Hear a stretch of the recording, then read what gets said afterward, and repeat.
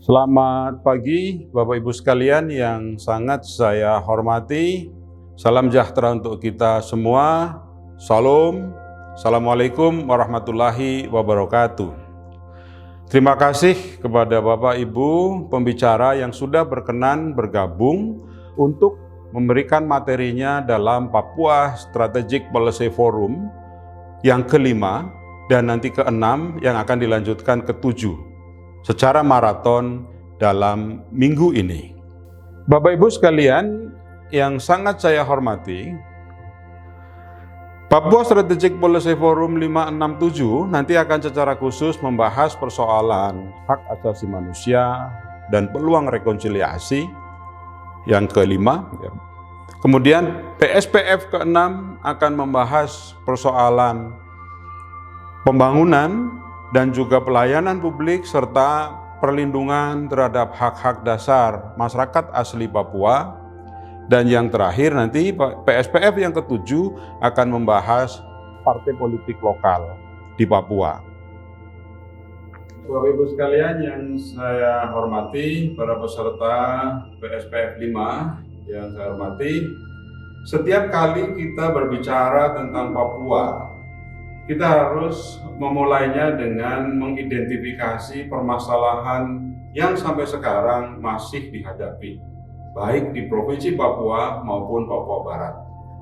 Identifikasi kami di gugus tugas Papua Universitas Gadjah Mada, minimal ada 5 permasalahan yang harus kita lihat, yaitu dilihat dari sisi politik dan pemerintahan, sosial budaya, ekonomi, infrastruktur, dan keamanan. Dari sisi politik pemerintahan, kita masih menyaksikan terjadinya instabilitas politik. Dan bahkan dalam beberapa tahun terakhir ini, hampir setiap tahun terjadi peristiwa-peristiwa yang menunjukkan adanya instabilitas politik. Nah, masih di bidang politik dan pemerintahan, juga kita menyaksikan, kita melihat adanya praktek-praktek tata kelola pemerintahan yang belum sepenuhnya sesuai dengan konteks Papua. Inilah yang harus kita evaluasi ulang mengapa hal itu terjadi. Di bidang sosial budaya, ada pembelahan sosial yang sangat kuat. Ini berarti ada tantangan bagi upaya menciptakan kohesivitas sosial antar warga masyarakat Papua.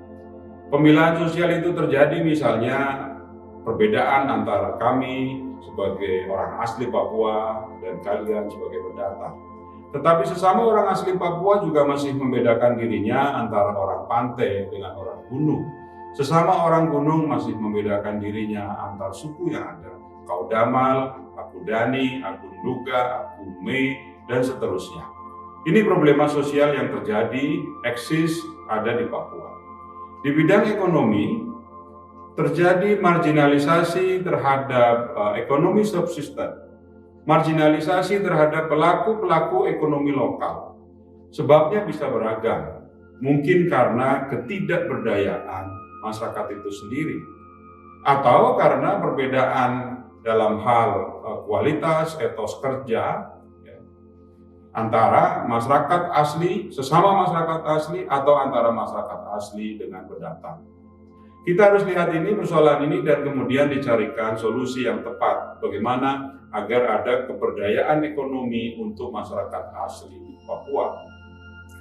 Yang keempat, infrastruktur yang dibangun, apakah itu dalam bentuk transportasi darat, jalan-jalan yang menghubungkan antara barat ke timur, pegunungan, dan seterusnya, itu belum sepenuhnya bisa dinikmati oleh masyarakat asli Papua.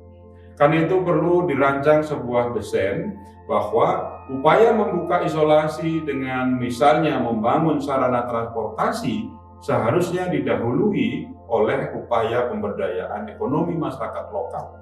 Sehingga begitu jalan dibangun, maka masyarakat asli sudah siap memanfaatkan hadirnya investasi melalui jalan-jalan itu.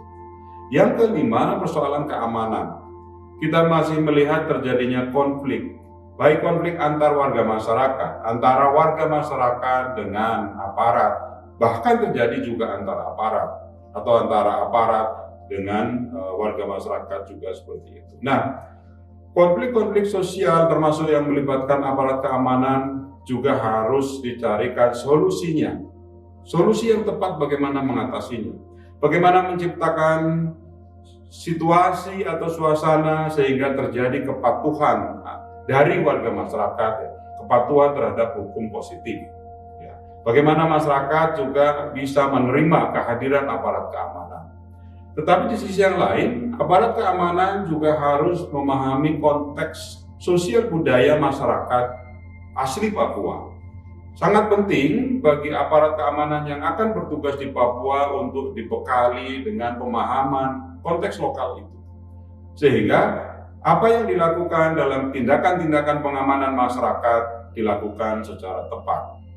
Jadi harus dua sisi, masyarakat menghormati hukum positif, menghormati aparat keamanan juga memahami konteks sosial budaya masyarakat sehingga bisa melakukan pendekatan yang tepat juga.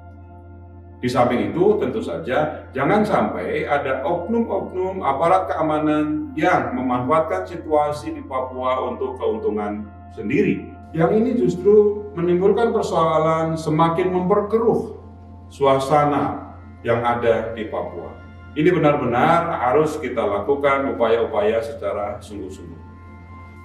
Bapak Ibu sekalian, itulah 5 setting sosial politik budaya keamanan di Papua yang harus kita cermati bersama, yang harapan kami bisa menjadi dasar untuk pembahasan di dalam rangkaian diskusi ini.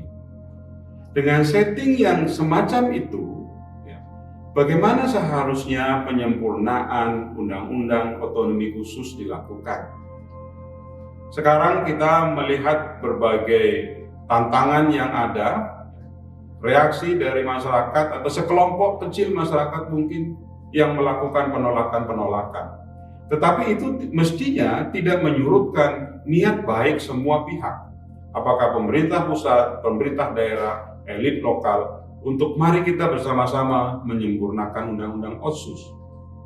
Nah, kalau ini kita lakukan, maka ada 3 hal yang harus juga menjadi perhatian bersama. Yang pertama, bagaimana spiritnya. Yang kedua, bagaimana strateginya. Dan yang ketiga, bagaimana rencana aksinya. Nah, dari sisi spirit, kita harus tetap mempertahankan spirit lama, yaitu adanya proteksi, afirmasi, rekognisi, ditambah dengan akselerasi.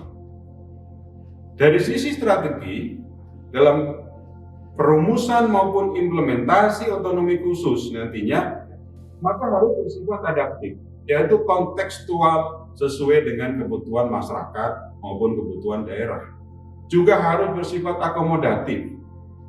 Jangan kita merancang apa yang kita inginkan, tetapi kita mendengarkan dulu apa yang mereka butuhkan, apa yang dibutuhkan oleh masyarakat, apa yang dibutuhkan oleh daerah. Ini yang akomodatif. Nah, yang juga penting juga mengatasi berbagai persoalan itu juga harus dilakukan secara akseleratif. Bagaimana upaya-upaya percepatan yang harus dilakukan sehingga dengan segala keterbatasan yang ada, masyarakat Papua maupun Papua Barat bisa mengejar ketertinggalan dari saudara-saudaranya di daerah lain. Nah, itu tadi dari sisi spirit dan strateginya. Yang juga sangat penting adalah rencana aksinya. Bentuk intervensi seperti apa agar kebijakan otonomi khusus bisa dilaksanakan dengan baik.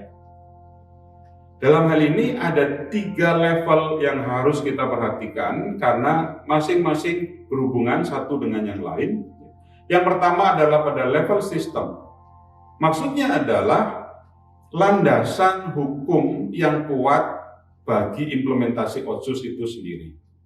Undang-undangnya haruslah undang-undang yang bukan sekedar disahkan, tetapi juga diterima oleh semua pihak. Lalu undang-undang itu diturunkan dalam bentuk instrumentasi kebijakan yang konkret, apakah itu Perdasus maupun Perdasi. Ini level sistem. Yang kedua, pada level kelembagaan, yaitu agen-agen pelaksananya, baik di pusat maupun di daerah. Di pusat misalnya, pelaksana kebijakan otonomi khusus haruslah saling bersinergi, berkoordinasi. Misalnya, bukan hanya presiden yang mempunyai kemauan kuat melaksanakan kebijakan Otsus, tetapi harus diikuti oleh para menteri, diikuti para dirjen, sampai ke level yang paling bawah. Ini di level kelembagaan. Sebagai contoh misalnya, selama periode kepemimpinan Presiden Jokowi sampai tahun 2020 ini, beliau sudah 13 kali mengunjungi Papua. Bentuk komitmen terhadap otonomi khusus. Mestinya para menteri melakukannya lebih banyak lagi. Dan itu harus dilakukan semua menteri. Tetapi di daerah demikian juga. Pelaksanaan kebijakan Otsus bukan hanya menjadi tanggung jawab gubernur, tetapi juga semua kepala organisasi perangkat daerah. Bukan hanya menjadi tanggung jawab bupati dan wali kota, tetapi juga para kepala dinas, badan, dan kantor. Ini dari sisi kelembagaan. Dan yang terakhir dari sisi individu.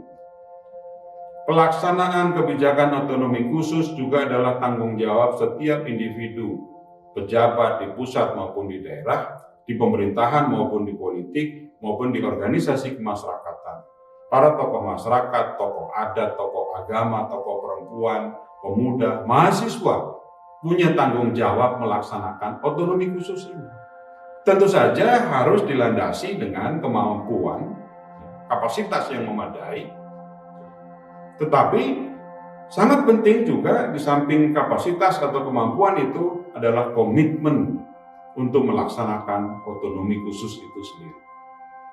Baiklah Bapak Ibu yang sangat saya hormati, saudara-saudara sekalian, itulah secara ringkas apa yang bisa saya sampaikan sebagai pengantar untuk rangkaian diskusi Papua Strategic Policy Forum. Kami di Gugus Tugas Papua sangat berharap bahwa hasil diskusi ini nantinya akan memberikan sumbangan pemikiran yang konstruktif untuk penyempurnaan otonomi khusus Papua, baik nanti pada aspek regulasinya maupun implementasinya. Dan mudah-mudahan masukan dari Bapak Ibu para narasumber yang terhormat nantinya bisa menjadi rumusan-rumusan yang diolah lebih baik lagi, menjadi usulan kebijakan dalam rangka penyempurnaan Undang-Undang Otonomi Khusus yang sekarang sedang digodok oleh pemerintah dan sebentar lagi masuk ke DPR. Sekali lagi terima kasih, selamat berdiskusi.